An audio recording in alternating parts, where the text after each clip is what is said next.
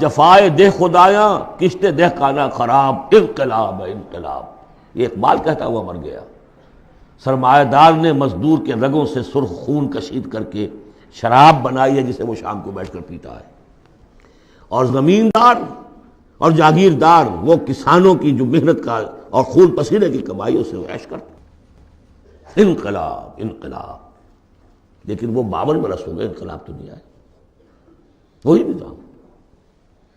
گویا کہ ہم نے اللہ سے ایک بدعہدی کی. اس بدعہدی کی سزا کیا ہے؟ نفاق ہم پر مسلط کر دیا گیا.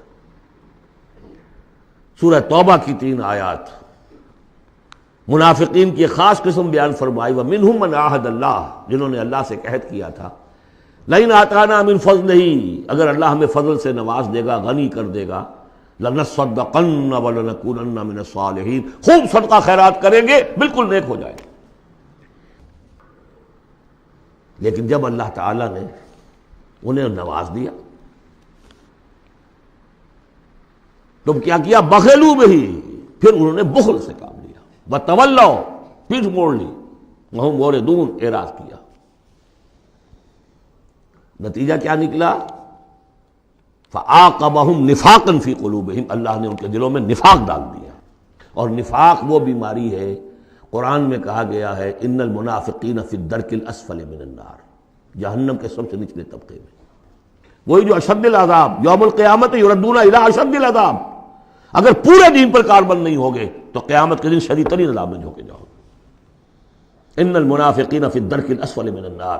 اور منافقین کے بارے میں ہم نے سورہ توبہ میں بھی آیت پڑھ لی، سورہ منافقون میں بھی پڑھ لی. ان کے لیے اے نبی آپ 70 مرتبہ بھی استغفار کریں گے تو میں معاف نہیں کروں گا. استغفر لهم او لا تستغفر لهم ان تستغفر لهم 70 مرة لن يغفر اللہ لهم. اس نفاق کی 3 شکلیں ہیں. نفاق باہمی، وہ ایک قوم ایک نہیں رہی، اب ڈھونڈ اب اس کو چراغ رخ زیبا لے کر اب وہ قومیتوں میں تحلیل ہو گئی. عصبیتیں، ایتھنک، لنگوسٹک، پروونشل. قوم کہاں ہے؟ تحلیل.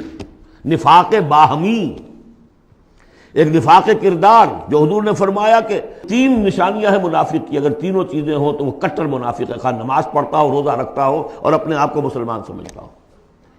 بخاری کی اور مسلم کی روایت ہے. جب بولے جھوٹ بولے، جب وعدہ کرے خلاف ورزی کرے، اور جب کہیں امین بنا دیا جائے تو خیانت کرے. اپنے معاشرے کو دیکھ لیجئے. میں تو یہ سمجھتا ہوں کہ جو جتنا بڑا ہے یہاں اتنا ہی بڑا جھوٹا، اتنا ہی بڑا وعدہ خلاف اور اتنا ہی بڑا خائن ہے. اب تو اربوں کے معاملے ہوتے ہیں. وہ خیانت جو ہے وہ کوئی سینکڑوں ہزاروں کی اب نہیں ہے، ملین اور بلین کا معاملہ.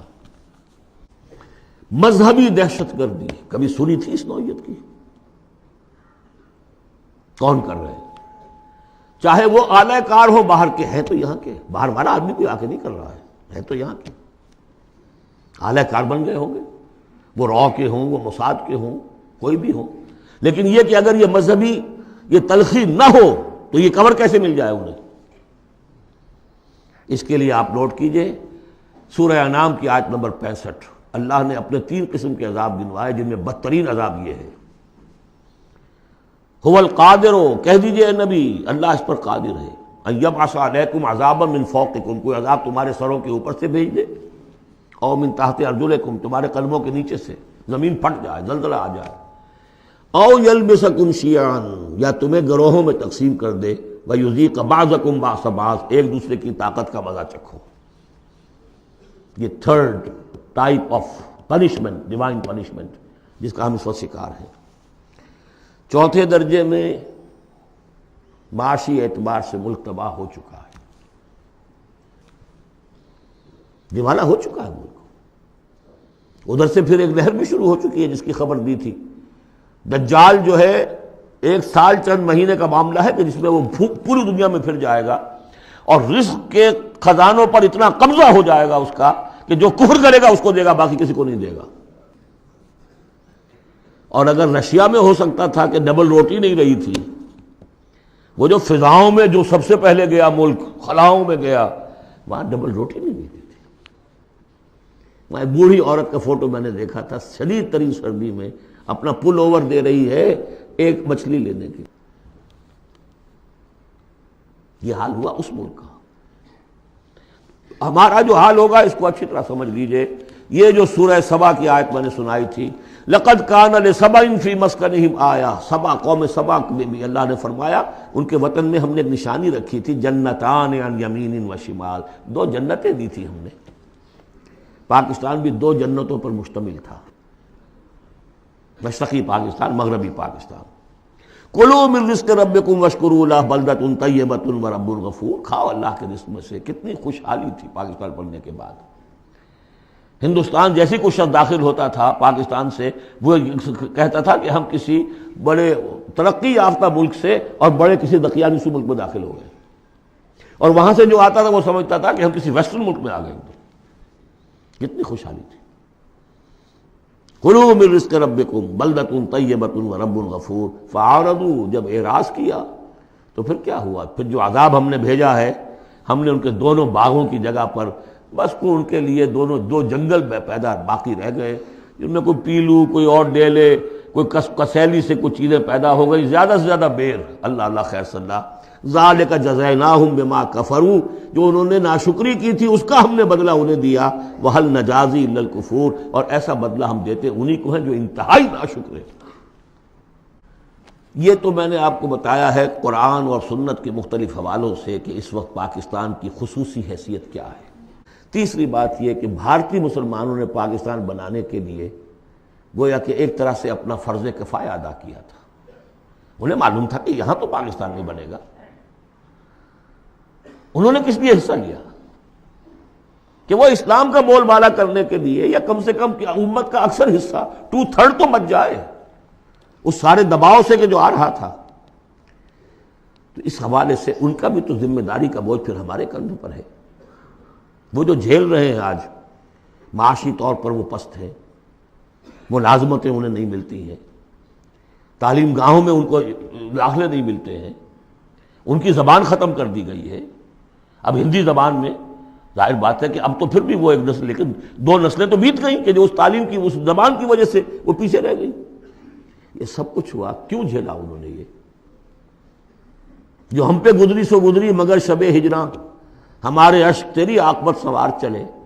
تو جو کچھ بیت رہی ہے ان پر، جبکہ انہیں یہ سننے پڑتے تھے نعرے، مسلمان کے 2 استھان، پاکستان یا قبرستان، نکلو یہاں سے، تم یہاں ہو یہاں پر. اب تیسرا اسپیکٹ میں آپ کو بتانا چاہتا ہوں. کچھ پیشین گوئیاں ہیں نبی اکرم صلی اللہ علیہ وسلم کی. ان پیشین گوئیوں میں اس خطے کا بھی ایک رول ہے. میں تفصیل میں نہیں جا سکتا. پیشین گوئی ایک یہ ہے جو قرآن اس سے بھی ثابت ہے. 3 مرتبہ فرمایا کہ رسول کو ہم نے بھیجا ہے دین کے غلبے کے لیے، اور 5 دفعہ فرمایا کہ بھیجا ہے تمام انسانوں کے لیے. تو رسولوں کا مقصد، رسول صلی اللہ علیہ وسلم کی بعثت کا مقصد پورا ہو ہی نہیں سکتا جب تک کہ پورے عالم اسلامی پر دین جو ہے قائم نہ ہو جائے. بقول اقبال کے وقت فرصت ہے کہاں، کام ابھی باقی ہے، نور توحید کا امام ابھی باقی ہے. لیکن حضور نے خبر دی ہوگا. دنیا کے خاتمے سے پہلے کل روئے ارضی پر نظام خلافت علی منہاج النبوہ قائم ہوگا، اور اس کے قائم ہونے میں خراسان کا علاقہ اور عرب کے مشرق کے ممالک جو ہے وہ رول پلے کریں گے. ظاہر بات ہے کہ اس علاقے میں آ کر افغانستان خراسان ہے، اور خراسان کا ایک حصہ پاکستان کا بھی کے اندر بھی شامل ہے. یہاں سے فوجیں جائیں گی، اور یہ جو یروشلم ہمارے ہاتھ سے نکلا اسے بازیافت جو ہے یہ کریں گی. عربوں میں تو دم نہیں ہے. پہلے بھی عربوں سے چھینا تھا کروسیڈرز نے. 1099 عیسوی میں چھینا ہے یروشلم، اور لاکھوں مسلمانوں کو قتل کیا ہے کروسیڈرز نے. اور اس کے بعد 88 برس تک وہ ان کے قبضے میں رہا. عرب واپس نہیں لے سکے. کون لینے والا تھا؟ کرد خون، صلاح الدین ایوبی. اب پھر عربوں سے چھینا ہے انہوں نے. قوم بودی ہو چکی ہے، ان میں دم نہیں ہے. عیاشیوں نے اور دولت نے ان کو خالی کر دیا، کھوکھلا کر دیا.